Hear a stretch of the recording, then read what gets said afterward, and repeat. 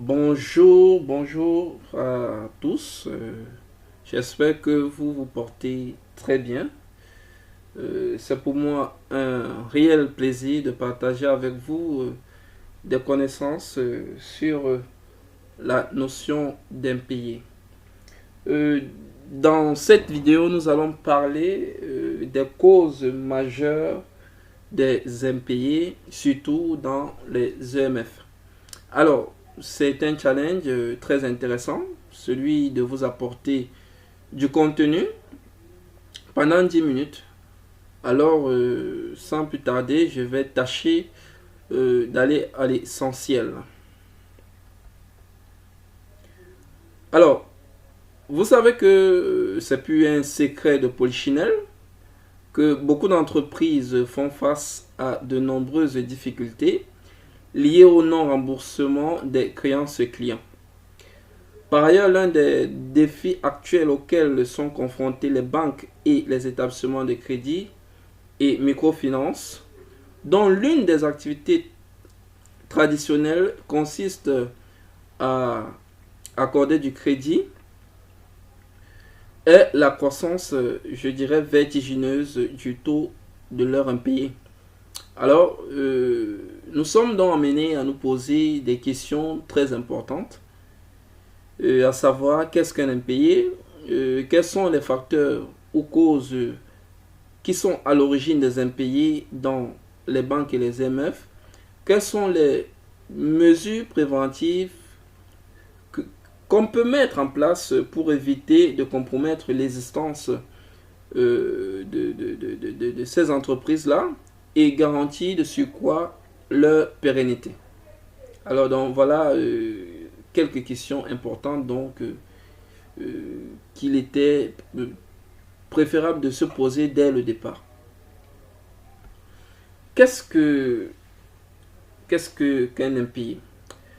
De manière claire et simpliste, nous pouvons définir l'impayé comme étant une défaillance du débiteur qui se trouve dans l'incapacité de régler sa dette dans les délais. Par ailleurs, de manière plus claire, l'impayé est un crédit qui n'a pas pu être payé à l'échéance normale. Il y a donc impayé dès lors qu'une échéance est en retard d'un jour. Quelles sont donc les causes majeures des impayés dans les EMF? Nous allons diviser ici ces causes en 3 points qui sont, premièrement, les causes liées à l'EMF, les causes liées à l'emprunteur et enfin les causes externes. Nous allons commencer d'abord par les causes liées à l'emprunteur. Nous parlerons premièrement de la mauvaise gestion de l'entreprise. Vous savez, certains entrepreneurs ne savent pas qu'il faut séparer le patrimoine de l'entreprise avec le patrimoine familial. Et dans les normes, un bon entrepreneur doit avoir un salaire dans sa propre structure et établir son budget mensuel en fonction de son salaire et respecter ce budget-là. Ce n'est pas parce que votre entreprise fait un bénéfice de 500 millions, par exemple, par an, que vous allez vous permettre d'utiliser cet argent pour vos fins personnelles. Non. Je crois qu'il est bon qu'un bon entrepreneur, autant pour moi, prendra par exemple 20% pour l'augmentation du capital pour des projets existants dans son entreprise, 50% par exemple pour la création d'un capital pour des nouveaux projets et il injectera 10% dans la formation de ses collaborateurs, 5% dans les dons, 5% pour les imprévus qui peuvent survenir au courant de l'exercice et 10% qui lui permettront d'investir soit dans l'immobilier, soit dans sa formation personnelle ou bien ses vacances avec sa famille ou son confort personnel. Le deuxième point ici que nous allons souligner comme cause majeure liée à l'emprunteur est le détournement de l'objet du crédit. Nous savons tous que lorsque un emprunteur vient auprès d'une institution financière pour emprunter de l'argent, beaucoup d'entre eux ne savent pas que du moment où, par exemple, tu as bénéficié d'un accompagnement de 1 million et que tu retires ne serait-ce que 100 000 pour payer le loyer de ta maison, en termes de renforcement de ton fonds de roulement, cela n'aura plus un impact majeur. Et cela peut se ressentir lors de la vie ou bien tout au long de la vie du crédit, surtout durant les derniers remboursements. Pourquoi? Parce que l'emprunteur ou bien le client n'a pas pris la peine d'injecter de manière totale et entière les fonds qui ont été mis à sa disposition. Alors, la troisième cause liée à l'emprunteur, nous allons souligner la mauvaise foi de l'emprunteur. La mauvaise foi de l'emprunteur. C'est, je vais dire, c'est un problème majeur dans le circuit ou bien dans l'environnement économique. Surtout lorsque les clients savent qu'ils n'ont pas injecté de l'argent, qu'ils ont bénéficié de l'institution financière dans leur projet. Lorsqu'il faut rembourser par exemple la traite, ça devient toute une gymnastique avec l'officier de crédit. Et je dirais le dernier point ici, ou bien la dernière cause que nous allons souligner est la maladie du client ou bien de ses proches. Vous savez, lorsque un client est face à, je vais dire, à une situation dans laquelle il doit gérer la santé d'un membre de sa famille, beaucoup privilégient souvent gérer la santé des membres de la famille que de rembourser le crédit. Il s'agit ici de sauver une vie, ce qui peut avoir un impact majeur sur le remboursement de leur crédit. Raison pour laquelle il est souvent important de faire des descentes régulières sur le terrain pour pouvoir permettre au client d'amortir de manière progressive sa traite. Si le client doit payer une traite de 100 000 francs chaque mois et que l'agent de crédit descend de manière régulière sur le terrain, lors de ces descentes, le client peut faire les versements dans le sens je vais dire, de réduire en fait ce risque d'impayé à la fin du mois. Parce que de manière psychologique, lorsqu'un client sait qu'il doit sortir 100 000 pour rembourser une traite, c'est pas trop évident. Pourtant, si ce dernier divise cette traite en 4, cela fait 25 000 francs chaque semaine.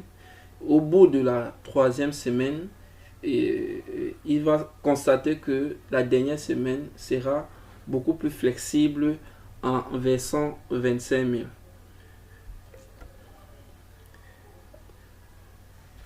Ensuite, nous allons donc aborder les causes liées à l'impayé, les causes liées à l'EMF, autant pour moi.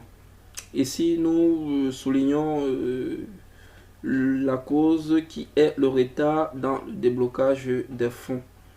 Il est important de dire que lorsque la banque ou l'institution financière n'est pas diligente dans le traitement des dossiers de crédit, l'emprunteur se trouve dans une situation selon laquelle l'objet du crédit peut être détourné, tout simplement parce que du moment où le client, lorsque le client demande de l'argent, il voudrait mettre cet argent à profit, il voulait investir cet argent sur un projet bien défini.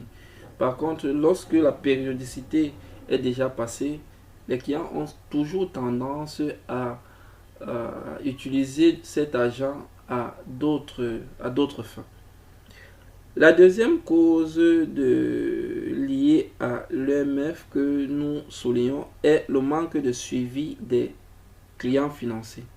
Donc, nous l'avons précédemment dit qu'il faut visiter les clients au moins 3 fois par semaine. Cela permettra à l'agent de crédit de pouvoir rapidement détecter ici une anomalie et anticiper sur le risque ou bien l'encadrer. Les visites constantes augmentent et améliorent ou bien favorisent même les remboursements dans une quiétude totale. La troisième cause est une mauvaise étude des dossiers de crédit. Lorsque l'agent de crédit n'est pas lucide, lorsque l'agent de crédit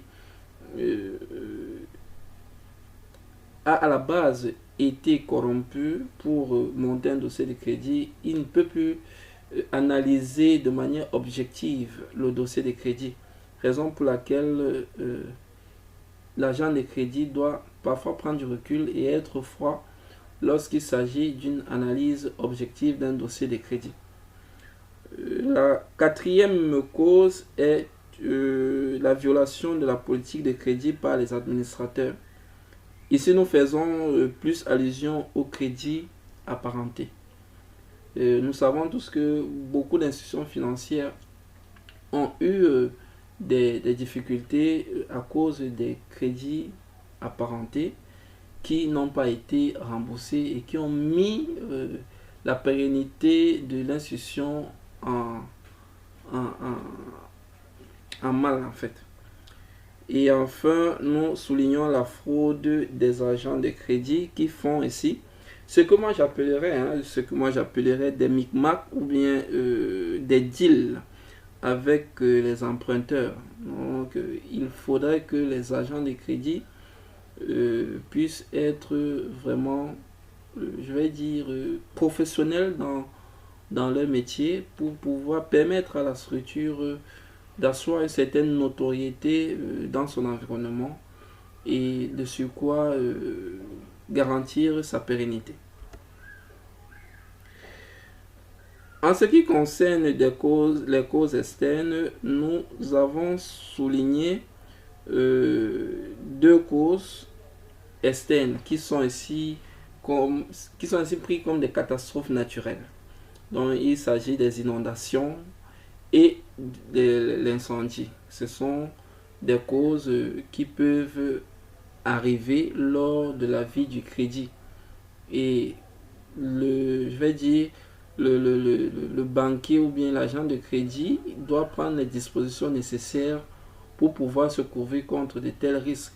Raison pour lesquelles on exige souvent, par exemple, des garanties dans les garanties dans les dossiers de crédit pour permettre que dans des cas d'espèce pareils, l'assureur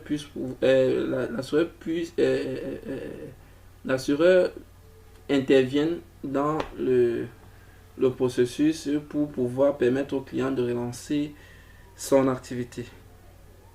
Donc voilà un peu en quelque sorte ce que nous avions à dire sur les causes majeures des impayés.